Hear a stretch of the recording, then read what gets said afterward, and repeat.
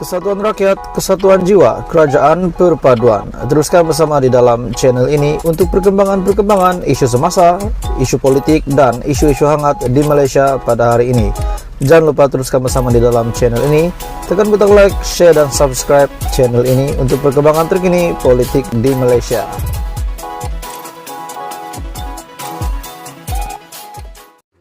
Akhirnya pendedahan demi pendedahan berkenaan dengan 4 kerusi bersatu yang bersatu sendiri dakwah, Muhyiddin sendiri dakwah. 4 kerusi itu adalah memang milik bersatu, walaupun keempat-empat ahli parlimen, keempat-empat calon ini bertanding semasa PRU 15 adalah di bawah bendera JRS.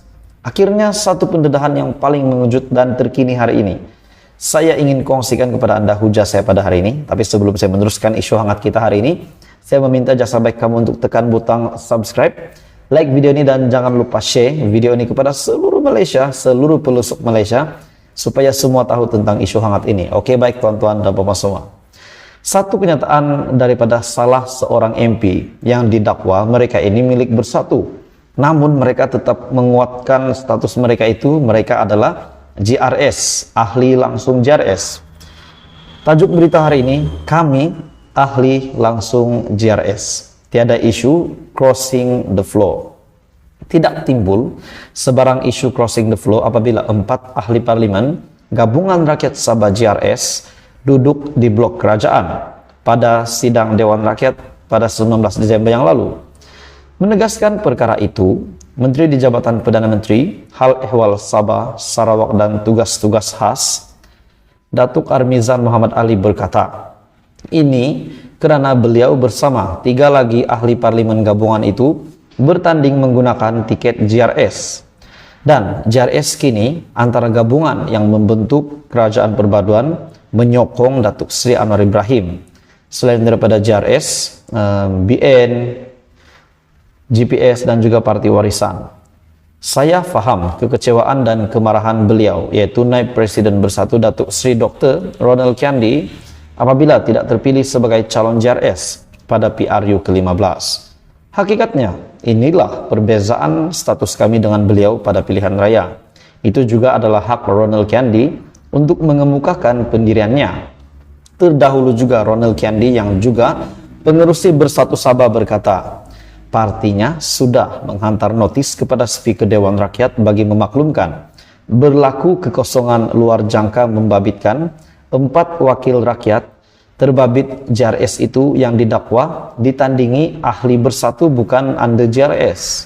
Katanya, permohonan sudah dibuat kepada Speaker Dewan Rakyat supaya kekosongan itu dimaklumkan kepada Suruhanjaya Pilihan Raya SPR dalam tempo 21 hari. Polemik mengenai status 4 ahli parlimen itu timbul selepas mereka bertanding pada pilihan raya umum ke-15 atas tiket JRS bukan atas tiket bersatu. Namun pada masa yang sama menjadi ahli bersatu dan bertindak menyokong kerajaan perpaduan pimpinan Perdana Menteri Datuk Seri Anwar Ibrahim. 4 wakil rakyat JRS itu adalah Armizan yang juga ahli parlimen Papar, Timbalan Menteri Pelancongan Seni dan Budaya Khairul Firdaus Akbar Khan dari Batu Sapi, ahli parlimen Sipitang Datuk Mat Bali Musa, dan ahli parlimen Ranau Datuk Jonathan Yassin. Mengulas lanjut, Armizan juga menegaskan pengundi Papar sudah memilihnya untuk menjadi ahli parlimen mereka berdasarkan keputusan PRU 15. Mereka sudah menerima salah satu daripada 4 MP ini yang sudah menang di atas tiket JRS sudah diterima oleh pengundi bahwa mereka bukan bersatu tetapi JRS. Bahkan pengundi sendiri pun sudah menerima mereka. Yang pilih saya bukan seorang hero Malaya baru di Sabah. Banyak parti bantu saya dalam siri campaign menurutnya. Selain daripada komponen JRS, saya juga didukung melalui muafakat bersama Barisan Nasional, Parti Kesejahteraan Demokratik Malaysia KDM, PAS, Parti Cinta Sabah PCS, dan badan bukan kerajaan NGO. Jadi kenyataan hari ini, kami ahli langsung JRS, tiada isu crossing the floor. Jadi masih menguatkan spekulasi bahwa keempat-empat ahli parlimen ini yang sudah menang, mereka tetap dengan pendirian mereka menang dengan di bawah bendera JRS bukan bersatu. Manakala beberapa pemimpin yang lain telah mengantar notis kepada Speaker Dewan Rakyat bahwa mereka ini bertanding under bendera bersatu. Jadi tuan-tuan dan puan-puan semua, apa komen Anda berita hari ini? Ini pasti hangat. Jadi sehingga hari ini masih dilihat belum selesai perkara ini. Jadi menurut saya tuan-tuan dan puan-puan semua, kita serahkan kepada yang lebih berkuasa, pihak yang lebih arif tentang ini. Teruskan bersama di dalam channel ini untuk politik seterusnya. Hai semua, salam sejahtera Malaysia. Teruskan bersama di dalam channel ini. Terima kasih sentiasa setia bersama di dalam channel ini. Jangan lupa tekan butang like, share video ini, share channel ini kepada seluruh Malaysia, dan jangan lupa tekan butang subscribe supaya kamu tidak terlepas perkembangan terkini daripada channel ini. Oke, baik tuan-tuan dan puan-puan semua, satu lagi isu hangat yang saya nak kongsi dengan semua yang menonton video hari ini. Satu kejadian yang berlaku ke atas Anwar Ibrahim. Saya melihat video ini, saya berpikir, saya ingat ada sesuatu yang berlaku buruk ke apa, tetapi sudah pasti kita tahu banyak isu hangat yang berlaku hari ini, di mana kerajaan dipertikaikan, Anwar Ibrahim dipertikaikan, menteri-menteri di dalam kabinet kerajaan perpaduan pun dipertikaikan. Bahkan bukan itu saja, Mahathir sendiri mempertikaikan keabsahan PHBN pada hari ini. Bahkan pemimpin yang lain juga ada. Baru-baru ini juga Raja Petra Kamarudin membuat kenyataan di Twitter bahwa PHBN adalah kerajaan pintu belakang istana. Namun saya lihat memang ramai tidak setuju.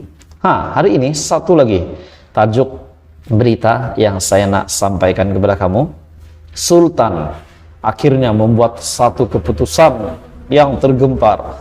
Bukan tergempar yang buruk, tapi berita hari ini daripada Malaysia Kini, Sultan Ibrahim berkenan untuk terima menghadap Anwar Ibrahim, Perdana Menteri Malaysia ke-10. Sultan Johor Sultan Ibrahim almarhum Sultan Iskandar berkenan menerima menghadap Perdana Menteri Datuk Seri Anwar Ibrahim di Istana Bukit Serene di Johor Bahru hari ini. Kenderaan yang membawa Perdana Menteri ke-10 itu tiba di istana berkenaan kira-kira 10.30 pagi tadi. Terdahulu juga Sultan Ibrahim berangkat tiba di istana tersebut pada 9.34 pagi, diikuti Tunku Mahkota Johor Tunku Ismail Sultan Ibrahim 10 menit kemudian. Sebelum itu juga ahli parlimen Tambun itu disambut oleh Menteri Besar Johor Datuk On Hafiz Ghazi setibanya di Senai Business Aviation Terminal pada 9.55 pagi.